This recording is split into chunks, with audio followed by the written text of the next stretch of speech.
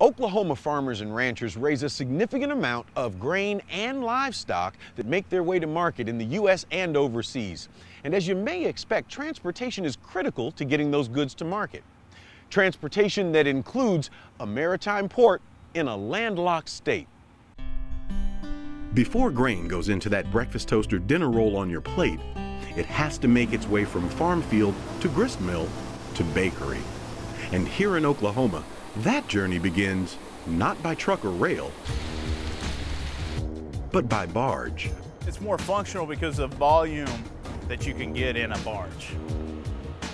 50 trucks, 16 rail cars can go on a barge and we can load it in 2.5 hours. A good portion of America's Heartland harvest will pass through Tulsa's Port of Catoosa, a shipping facility handling grain and other crops from farms in Oklahoma and Kansas. We actually have the largest inland port in the United States in terms of contiguous landmass. I know of no other port that has 3,000 acres of land all together in one nice pie like this one is. We have the unique ability to move grain all year round, where most places can't do that. The Tulsa port is located at the head of an inland waterway system, providing access to the Mississippi River and international ports along America's Gulf Coast.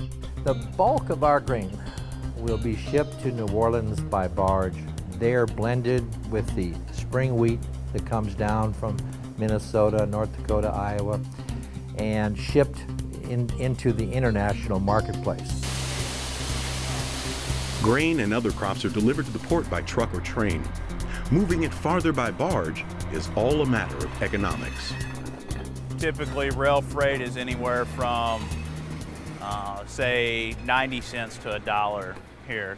We range anywhere from 35 to, say, 75 cents a bushel to get it down to the Gulf. We now probably move at least no less than 50 million bushels a year down this waterway just out of Oklahoma. Saving money on that volume of farm products also involves planning for shipments downriver. Once the barge is loaded here, it'll go into our fleeting area where the Arkansas runs into the Mississippi. When it hits the Mississippi, then it'll be transferred to another towboat there, and it'll go down to New Orleans. The port access provides benefits for incoming shipments as well.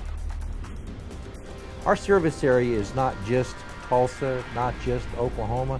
We literally ship products clear up into North Dakota and Montana, especially in the wintertime when the upper Mississippi and Missouri rivers are frozen over. While you might not realize it, transportation is an important element in the cost of crops and products that ultimately end up on your dinner table. Coordinating those shipments can save money.